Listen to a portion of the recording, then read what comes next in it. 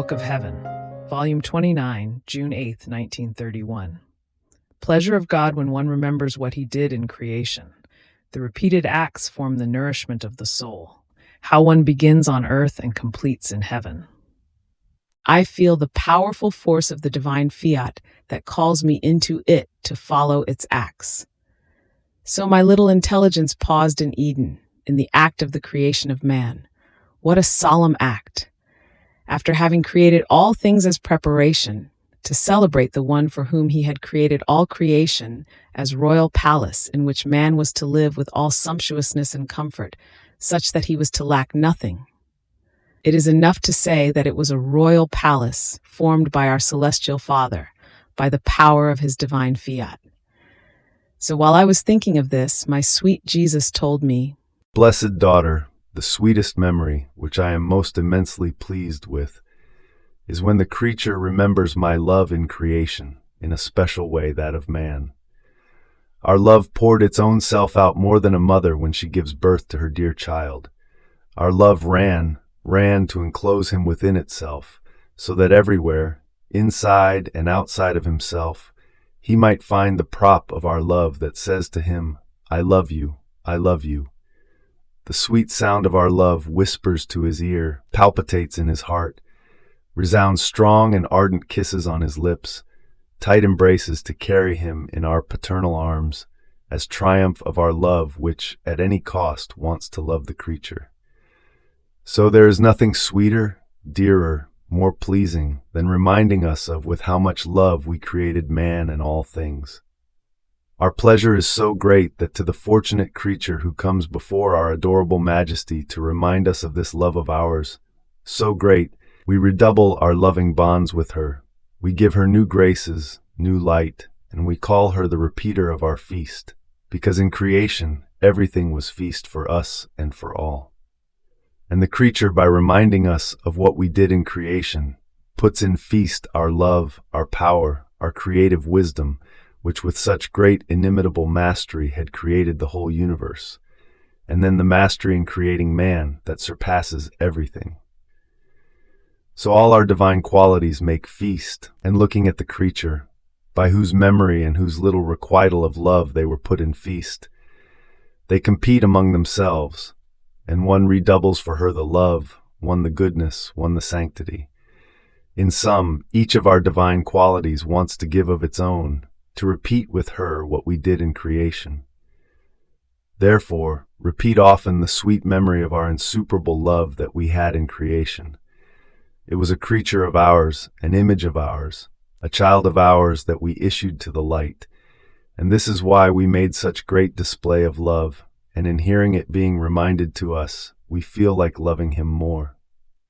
So, the whole creation is nothing other than a display of our loving will toward the creature, and in its loving display it keeps repeating, fiat, fiat, to pearl all creation with its display of love.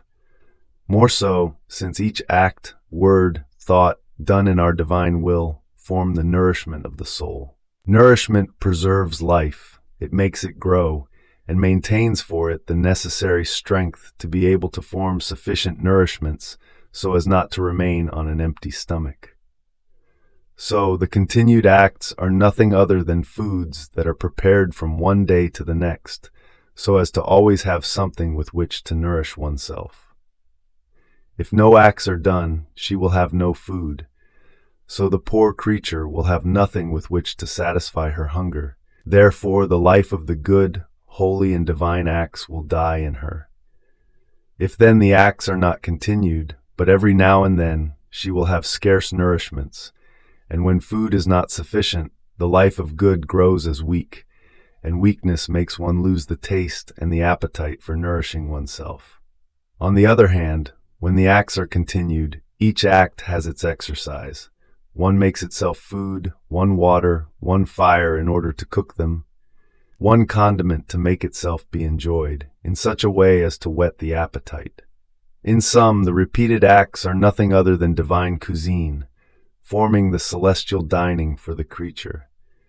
And oh, how beautiful it is to see the creature who, with the continuation of her acts in our fiat, prepares for herself divine nourishments, and feeds herself with the foods of her celestial fatherland.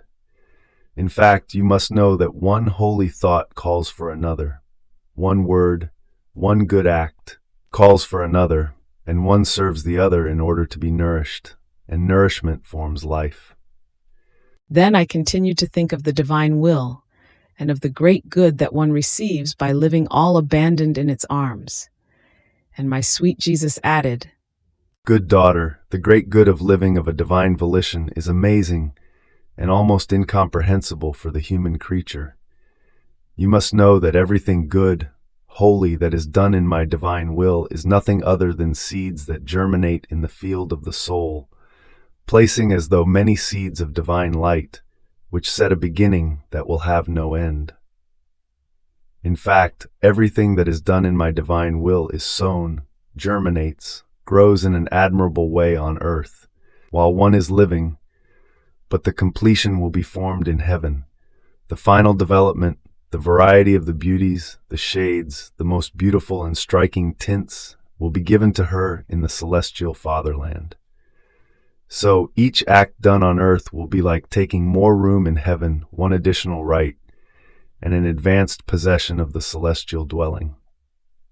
For each additional act that she has done, the creature will bring with herself new beatitudes, new joys, communicated to her by my will. My divine fiat never says enough to the creature. It wants to make her grow in sanctity, in grace, in beauty, unto her last breath of life down here, and therefore it reserves for itself to give the final brushstroke and completion as its full triumph in the celestial regions. Therefore in my will there are no stops, and the circumstances of life, now of pains, now of humiliations, and now of glory, form the runs in order to always run in it, to give it free field to let it sow new divine seeds in the creature, which the divine fiat will take charge of cultivating and making grow in an admirable way, and of giving them completion in the celestial glory. Therefore, in heaven nothing begins, but everything begins on earth, and heaven completes. Fiat.